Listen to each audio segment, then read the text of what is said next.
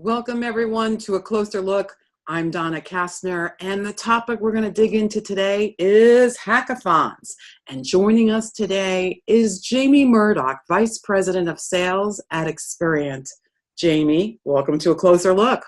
Good morning. Thank you, or whatever time people are watching this. Good morning is what's happening for this conversation. Right. So you just finished a PCMA hackathon. That was amazing. I was thrilled to join you for this journey.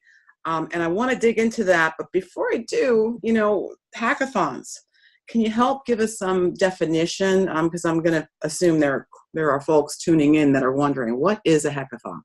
That was me almost 2.5 years ago when you called and PCMA called and pitched the idea for convening leaders in Austin. I did not know what it was. And so in the true sense, a hackathon is a sprint-like event where teams are formed and they come together to solve a technology problem.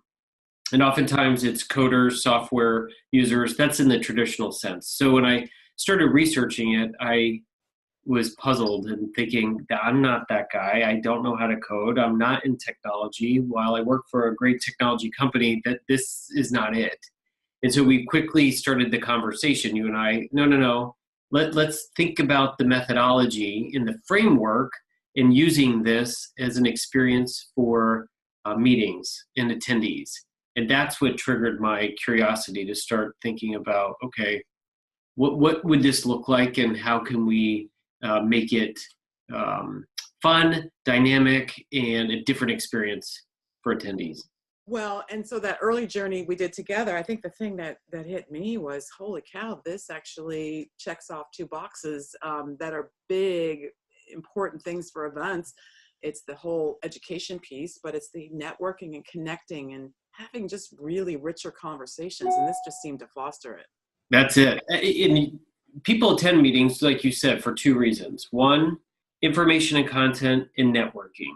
And if you can get peer-to-peer learning, which is exactly what hackathons do, you are checking off both of those boxes. And it's in a very informal, fun, chaotic environment a little bit that people may not expect because it's not your traditional meeting where everything is ordered and set to go and in classroom style. And so we change it up. I think maybe if we can walk through what happened at PCMA Convening Leaders a little bit step by step, that might help the viewers kind of wrap their head around this. So Sure. We had that Saturday night. There were 40 people, 7 teams. I think it was supposed to be 8, and that's a little bit of the shifts and change that happened at the last minute. So let's talk about Saturday night. And by the way, it's important to note that this is before convening leaders. So you've got a 3-day conference for more than 4,000 people. 40 people came in a day and a half early to do this. And this sold out in August for a January meeting. So I think it's starting to take hold. Yeah, not only was it 40 people selling out in August, what was really surprising to me is who signed up. I come from a supplier background. I think we only had 3-4 suppliers out of 40. And when I think about suppliers saying, well, I didn't get to see people or I wanted more time with the customers, I was amazed that more suppliers didn't think about this or try this. It is a time commitment, but those people that showed up and signed up really had motivation and intention of learning what this was. I noticed that too about this latest one. So you had event organizers largely in there, strategists. And let me ask you something, Jamie. If there were more suppliers in there, would that have impacted the conversations? Well, what I was struggling with is before we even get to Saturday night, we intentionally tried to create the teams in a very diverse fashion. And so the supplier and meeting planner or meetings professional was an easy, diverse audience because we're bringing 2 different perspectives. I didn't have that luxury. So then we had to dial in a little bit deeper and say, okay, we don't want all medical professionals over in this group, or we don't want all females over in this group. So it just made the diversity of forming the groups a little bit harder. Yeah. But I think any industry that you're in, suppliers want to engage and immerse themselves in the industry. And so I was just shocked that there weren't more there. And they're So, truly thought leaders. I guess you just have to be careful to kind of keep the mix right in each of the yeah. So kudos to Anaheim because they had two. You know, Kim and Mindy showed up and they saw the value, and so little plug for them. But you know, so we intentionally looked at the 40 individuals and we tried our best to create 8 diverse teams based on what we knew and the research I could do on LinkedIn about them. Got it. So that all happened in advance. Then when people started not showing up, oh, we got to scramble. That's back to what you said. Oh, we went from 8 to 7 and people weren't showing. And how do we? Which frames up, it kind of tees up another concept, beautiful chaos. Can you talk to us about beautiful chaos and why that really needs to be a central part of a hackathon? Yeah. My good friend sent me this shirt. Thank you. It is a mantra that has grown very near and dear to my heart because I'm so, I'm a planner. I'm very type A. I like everything buttoned up. And I think that's what makes event strategists successful. They expect the unexpected. They're ready to go. If the dinner's supposed to start at 8, it's ready at 7, etc. You got to think of a hackathon as beautiful chaos. There is going to be stuff that happens and it's okay. That's what it's meant to be. If you think and put yourself in the mind of a true hacker, do you really think they care that something starts at 8 or you've got a team of 6 over here, there should be 5? They don't care. Their job is to break it, to turn it around, to like, how do we change this? How do we figure out how to break it open? Whatever the concept, you got to get out of that perfection space and embrace the chaos. It's going to make for a much better experience for the participants and for the organizer. The challenge we put before them was still pretty big. You want to talk about that? It was all about experience learning design and focusing on the education conference. And when we wordsmith the challenge, you know, you learn something new every time. I think we had 3 components in there that they were really trying to pick apart: diversity, sticky learning, and attendance growth. If you really break that down, that's 3 very different challenges that we kind of put into one. So it was interesting to see how the teams were gravitating towards one of those. Is it the sticky learning I want to focus on? Is it the diversity that I want to focus on? Or is it grabbing more attendance? And I think we're trying to provoke those conversations with those 3 different pieces. Am I right? I mean, I think about how we went into that, and that tees up your question burst a bit too. Oh, that's a game changer. So we presented the challenge, and then, you know, the knee-jerk reaction whenever you present a problem to anybody is, let's just start to solve. Let's solve. In rehab on that one. Yeah, well, I think we all are. But Hal Gregerson published, here's his article right here, Better Brainstorming, Focus on Questions, Not Answers for Breakthrough Insights by Hal Gregerson in Harvard Business Review in March of 2018. The whole idea is when you're presented a challenge and you're not ready to come up with solutions, or before you even get there, you want to put your mind in a curiosity state. And so the method's very simple. You introduce the challenge, and I think one thing you have to be is vulnerable, because when you throw out a problem, you're admitting, hey, I have a problem and I need help. So PCMA is vulnerable. Whoever's throwing out the challenge needs to be vulnerable. So that's number 1. Number 2, you throw it out there, and then you do a quick 4-minute, and you try to come up with 15 insightful questions about the challenge. No solutions, strictly questions. And what that does is you all of a sudden start to go down a path of somewhere maybe that your mind wasn't really going to go the first time. Because when you ask why or who or where or whatever, you could spark something within the challenge that you didn't think about. So we did that, 4 minutes, 15 questions, and it was interesting to see people struggle through that. But like I said, they gravitated for what is diversity? Are we looking at titles? Are we looking at location? They started asking great questions, which then starts fueling the solution conversation. So question burst is a big I don't know, you can use it, we talked about it yesterday with the problem. If you just use it in your own life and take 4 minutes and write down the questions, you may lead to a different answer. And it followed the icebreaker. So again, it was another way they were connecting. And then even this 4 minutes piece, I think that while you say beautiful chaos, there are certain benchmarks and timestamps where you're like, okay, you should be here. You should be here. And that sense of urgency that we just can't innovate forever, I think drives some action. Yeah. We had the 4 minutes, which sparks, anytime a condensed, pressurized time constraints, I think is going to fuel creativity faster. And then in the broader scope with the hackathon, you've got, only 4 hours to go. And all of a sudden, like you said, the clock starts ticking and they've got to get their solutions out there. I like that time compression. It forces people, okay, we have to come up with something. And sometimes within that pressure are when the best ideas come out, because they're like, oh, we have nothing to lose, just go. Yeah.